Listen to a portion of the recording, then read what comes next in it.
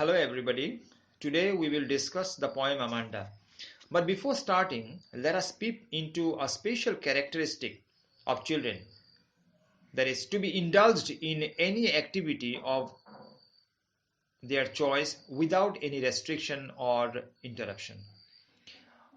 We know that children want to do things on their own, but if they are allowed to go on their own, they will certainly cause harm to themselves in different ways. Sometimes they may even land themselves in danger. Therefore, parents, guardians, and elders have to intervene at times. They forbid the children from doing certain things. But it is very interesting to see the response from some children through their behavior. But whatever children think, the elders have to discipline them for their good. Otherwise, it will be very harmful for them at times. Here in this poem too, Amanda is a teenager and has the same nature as any other children of her age. She doesn't want any intervention in her activities and becomes moody whenever her parent tries to discipline her or whenever she feels that her freedom is curtailed. In this poem, the odd stanzas show the instructions from her parent forbidding her to do certain activities, while the even stanzas show her imagination as an independent and free girl, free from all sorts of restrictions. Let us find out from the poem itself what its contents are. First of all, let us read the poem. Amanda. Don't bite your nails, Amanda. Don't hunch your shoulders, Amanda. Stop that slouching and sit up straight, Amanda. There is a languid emerald sea where the sole inhabitant is me, a mermaid drifting blissfully. Did you finish your work, Amanda? Did you tidy your room, Amanda? I thought I told you to clean your shoes, Amanda. I am an orphan roaming the street. I pattern soft dust with my hushed bare feet. The silence is cold and the freedom is sweet. Don't eat that chocolate, Amanda. Remember Arachne, Amanda? Will you please look at me when I'm speaking to you, Amanda? I am Rapunzel. I have not a care. Life in a tower is tranquil and rare. I'll certainly never let down my bright hair. Stop that sulking at once, Amanda. You are always so moody, Amanda. Anyone would think that I nagged at you, Amanda. The poet is Robin Klein. So you see that it is a very simple poem, and the reading itself shows what part shows the instructions or command, and which parts show the imagination of Amanda. Now let us go into the explanation of the stanzas. The first stanza. Don't bite your nails, Amanda. Don't hunch your shoulders, Amanda. Stop that slouching and sit up straight, Amanda. We know certain children have certain habits like biting nails, hunching shoulders. Hunching means to keep raising the shoulders often, and slouching while standing or sitting. Slouching means to droop while standing or sitting or moving in a lazy way. Uh, so these habits are considered as bad habits in children, and since a habit is the second nature of man, everyone wants uh, his or her child or children to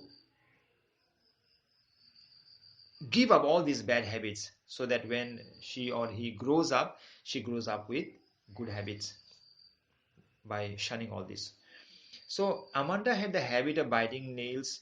Amanda had a habit of raising her shoulders. She had the habit of slouching while sitting or standing. Therefore, her mother often forbade her to do so.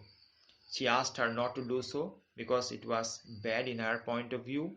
But Amanda would not listen. That's why she had to be reminded often and often. Now the second stanza, which shows Amanda's imagination. There is a languid emerald sea where the sole inhabitant is me, a mermaid drifting blissfully. Languid, it means very relaxed and calm. Emerald, it means green. So the sea was very relaxed and calm. There was no turbulence, there was no disturbance, no what do you say, high and low tides, and so it was very relaxed sea, very calm, and therefore um, she considered herself to be an inhabitant of that sea, Amanda. So she considered herself to a mermaid. Mermaid, what is the meaning of a mermaid? The meaning of a mermaid is that mermaid refers to a creature, a mythological creature, which has the upper part, the trunk of the upper part from the waist up of a woman, and the lower part from the waist below, it is that of a fish. So she imagines herself to be a mermaid who is the sole inhabitant, the only creature in the languid emerald sea, which she imagines. She imagines herself to be drifting very blissfully. Drifting means to just keep moving slowly. Blissfully means in a very jolly, in a very happy or joyful manner. So she considers herself to be a mermaid who is the lone creature of that sea, which is languid and emerald, and she keeps, drifting in a very joyful and happy manner. Let us come to the third stanza now. Here again, it shows the instructions of her parent. Did you finish your homework, Amanda? Did you tidy your room, Amanda? I thought I told you to clean your shoes, Amanda. Her parent again intervenes here. Her parent perhaps finds her not doing certain things which she perhaps had to do herself, like finishing her homework, tidying her room, cleaning her shoes. So she had to be reminded often about all this. So her parent again intervenes and asks her whether she had finished her homework or not, because she did not finish in time perhaps, whether she had tidied her room or not, and moreover she was asked to clean her shoes. So her parent also wanted to know whether she had done all these things properly or not. Moving to the fourth stanza. I am an orphan roaming the street. I pattern soft dust with my hushed bare feet. The silence is golden, the freedom is sweet. Here in the imagination, Amanda considers herself to be an orphan who has no one to look after her, no father, no mother, and no near and dear one. She is alone, or he is a lone person in the world. So here Amanda imagines herself to be an orphan who keeps roaming in the street. She imagines herself to be roaming in the street, and she is barefoot. She makes certain patterns with her feet in the dust, and she likes those activities of freedom very much. And she says that the silence that she has there is no any shouting by her parent, or there is no restriction on her activities, there is no uh, no forbidding her to do certain things. So she goes on doing things on her own. Her freedom is not curtailed with at all. So this silence that she imagines to have as an orphan, makes her feel very golden. She feels very heavenly, and the freedom that she enjoys being an orphan seemed to her to be very sweet at that time in her imagination. Next stanza. Don't eat the chocolate, Amanda. Remember Rigni, Amanda? Will you please look at me when I'm speaking to you, Amanda? Here again, her parent intervenes. Here again, her parent tells her not to eat chocolate. She had the habit of eating chocolate. She liked chocolate, as every child does. But she had the problem of acne. Acne means pimples. So she had pimples, and so chocolates are considered to be bad for pimples. So she forbids her to eat chocolates, and she reminds her that she has acne problem, so she has to be quite careful, otherwise the problem of her acne will again aggravate. Will you please look at me when I'm speaking to you, Amanda? So here, this line shows that Amanda is not, does not have the habit of looking at somebody's face while talking. She looks elsewhere. That means she shows a mark of disrespect to one talks to. If you do not look at his face and talk, then it shows as a mark of disrespect towards him. That means her parent tries to correct her, saying that she should look at the face. That's why she asks her to look at her when her mother speaks at her. I am Rapunzel, I have not a care. Life in a tower is tranquil and rare. I'll certainly never let down my bright hair. Now, first of all, before the explanation of this stanza, you must know about Rapunzel. Actually, Rapunzel is a German fairy tale recorded by Brothers Grimm. And Rapunzel is a character in the tale. She was a princess. She was locked up in a tall tower so that no one could reach her except for her. And she was locked there by a witch who did not want the world to see her. Now, Rapunzel, she was in a tower. She had to remain alone, aloof from anybody else. She was detached from everyone else. Now, Amanda imagines herself to be Rapunzel, and she thinks that life of Rapunzel was great because she did not have any worries, she did not have any anxieties. She had to live to herself, so there was nothing. She had to do whatever she liked there. There was no any curtailment of freedom. She would go on her own.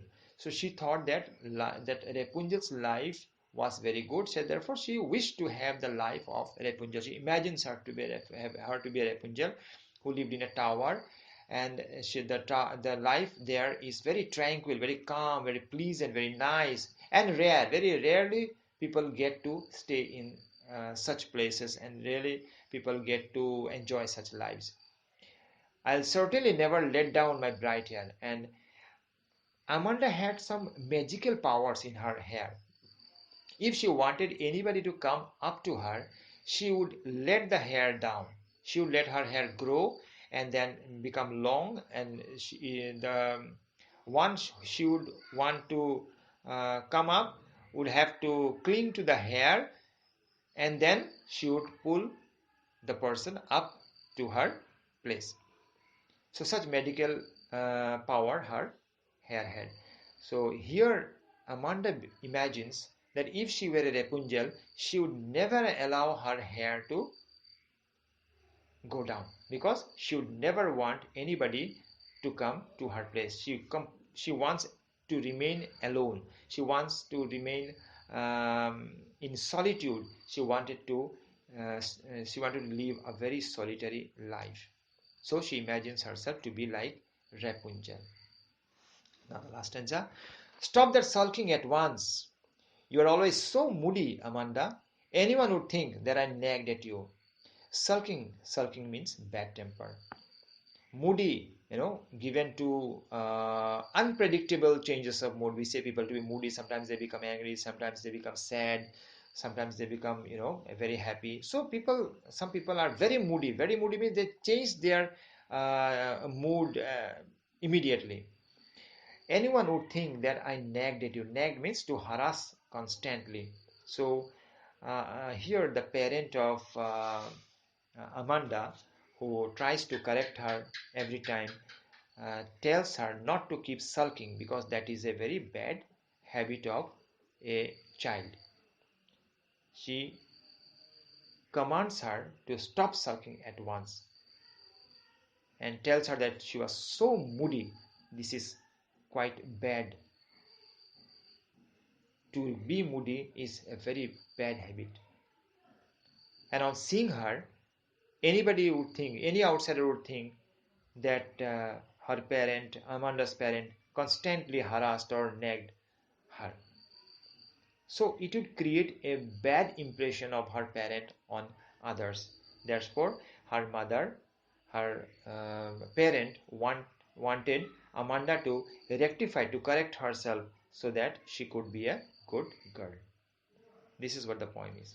So you see, children, it is a very beautiful poem, and through this poem, the poet Robert Klein wants to say that we have certain habits, and sometimes we become quite adamant in our behavior, in our attitude towards our elders, parents, teachers, friends, superiors. But we have to look certain things from others' point of view as well, because what we think may not always be right. So we have to consider the pros and cons. And since you are in a teenage, your actually capacity of considering the pros and cons begin to grow now. So you must be very careful in making any choice, whether it be a habit, whether it be anything else. So while making a choice, you have to be very careful so that that does not become a burden on you afterwards. Any parent would want her child to be good, to grow up with certain good habits so that they can be a very good mannered persons and personalities afterwards. So I'm sure that you must have liked this poem. And regarding the doubts in the poem, if you have any, you can ask me the doubts through certain questions in the group, and I'll certainly try to clear the doubts. And if you need an explanation of any part, I can give you the explanation as well. Students, I would like to tell you one thing. Sometimes in one explanation, it may not be completely clear to all of you. So you try to listen to the explanation once or twice if you have any difficulty in understanding any stanza. And I am sure the explanation will clear all your doubts. Everything is done in the explanation. And if you have any doubt, you can go through the explanation once or twice, because it will be there stored in your mobile. You can go through the explanation and you can clear doubts. Now I would want all of you to write down the summary of this poem by yourself. You write the summary by yourself. The explanation is done, and you write the summary by yourself, so that the summary will it will consolidate your learning of this poem. But please try to write by yourself. Do not take anybody's help. Regarding the question answers, uh, if you can, you do question number 1, question number 2, question number 5, question number 6, question number 7, and question number 8. You need not do question number 3, question number 4, question number 9. These 3 questions are not required to be done. You do question number 1, 2, 5, 6, 7, and 8. Questions are easy. How old do you think Amanda is?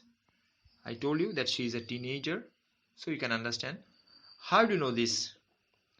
Who do you think is explaining to her? What could Amanda do if she were a mermaid? Is Amanda an orphan? Why does she say so? Do you know the story of Rapunzel? Why does she want to be Rapunzel? Now here you don't have to write down the story of the Rapunzel by finding from the net or any book. You just write whatever I have told you. That is sufficient. What does the girl yearn for? Girl means here Amanda. It refers to the girl Amanda. What does this poem tell you about Amanda? That means, what do you know about the characteristics of Amanda? So I think by now the poem has been clear to you, and still if you have any difficulty in comprehending the poem, you listen to the explanation 2-3 times. I think everything will be clear. So do the work that I have given you in 2-3 days, and then you reply to me. Thank you.